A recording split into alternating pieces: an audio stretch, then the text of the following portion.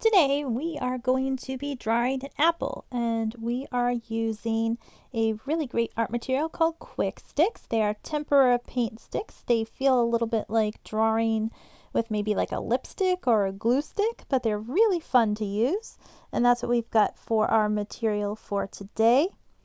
I'm actually going to be starting with the lightest color. It's not even a color, it's a non-color. I'm going to start with white, and it won't show up really good on the paper at first, but that's why I like it, because if you make a mistake, then it sort of disappears as you add your other colors. So I'm just looking at the shape of my apple, and my apple is like a big circle or a round shape, but it doesn't have to be perfect. So just sort of a round circular shape, and you can almost kind of see that the white from the Tempera Paint Kwik Stick is a little bit brighter on my white paper. It's a little tricky to see, but hopefully you can if you look really closely. The next color that I'm going to be using out of this set is this light green, because the apple that I'm looking at has some green on it, also has maybe a little yellow on it.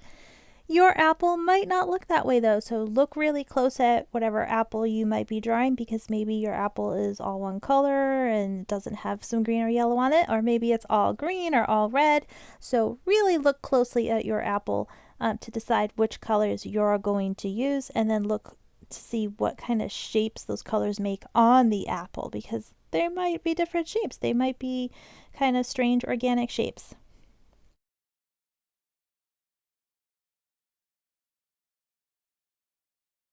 Now I'm using some yellow, and this is going to be especially in the spots where I see yellow on my apple, but it's also really great for any parts of the apple that have sort of a lighter area to them. It's a good base color. So if I see that some parts of the apple might be lighter red, I might want to start with this yellow first underneath that red to get it to have a brighter, lighter color later on. So go ahead and look closely, and is there any place on your apple that is brighter or lighter? You might want to use yellow even if it's a red apple. You might also notice that as I'm putting this yellow on my apple and it's overlapping or going on top of the green is still showing through, because the yellow is a little bit of a transparent color. So transparent means that you can kind of see through it. So now I'm switching over to my red here. So I've got the red Kwik Stix Tempera Paint Sticks, and this is basically what most of my apple is. It's mostly a red apple, and I want to make sure as I'm putting this tempera paint stick on my drawing that I'm sort of following the shape of the apple, that curved shape of the apple, so that it makes it look round. I'm not just going straight lines up and down. I'm curving and following the shape that the apple really is as I'm coloring in my picture, and that makes it look a little bit more like a real apple, a little more realistic. Like what I'm seeing in real life when I'm closely observing and looking at my apple. So closely observe and look at your apple or your piece of fruit and try to figure out, like, what direction should you be coloring in? What direction follows the shape of your fruit? How should yours look?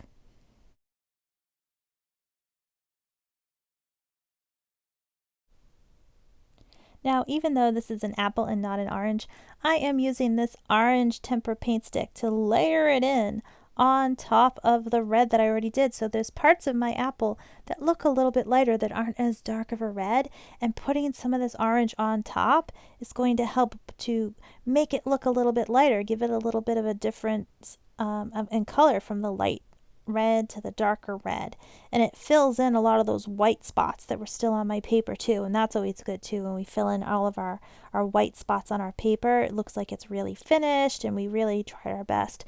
So go on ahead, and even if you don't think that there's orange in an apple, try it out, see if you like the way it looks, and if you do, great. If you don't, you could always add more color on top of it and change it up.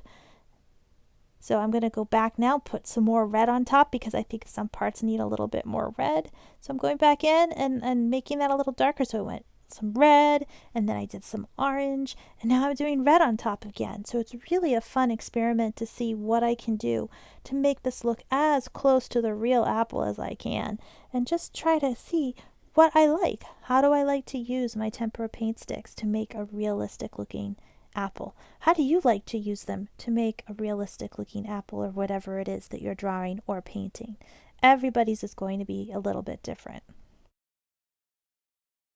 My dark green, and this dark green is going to be used in a lot of the shadow areas, the places where it's a little bit darker, like right where the stem goes into the apple. I can definitely see it's a little bit darker in there, so I'm using this darker green. And then I'm going to remember that these are a little bit transparent, so colors show through them. So as I'm adding them to the bottom of the apple and the side of the apple where there's not as much light coming from the light bulb hitting this apple, there's not as much light, that's where I'm going to get this shadow. And it dries super quick. Look at this, it's like already dry. It's so dry, it dries like in seconds, which is really cool. And then I can go back and layer in between the green and the red and kind of build up where I see that there's a darker shadow, and use that they are transparent. I can see through them and layer and blend my colors that way. It's really fun. And then I'm using some brown because the stem, of course, is more of like a brown color. So I definitely need that for my stem, and maybe a little bit in the little indent in the apple where the stem connects. So that's added on there. Some brown looks really nice. And I'm using yellow again, just kind of layering it in where I think it needs to be a little bit lighter, a little bit brighter, where the light is hitting the apple. It's not as dark. But again, this is transparent, so the colors underneath it are going to still show through, but it makes for a little bit of a more fun and more interesting picture, more interesting drawing or painting, depending on what you want to call it, because these are tempera paint sticks. So I guess we could call this a painting, sort of in between a painting and a drawing. And now I'm going to go back to my white.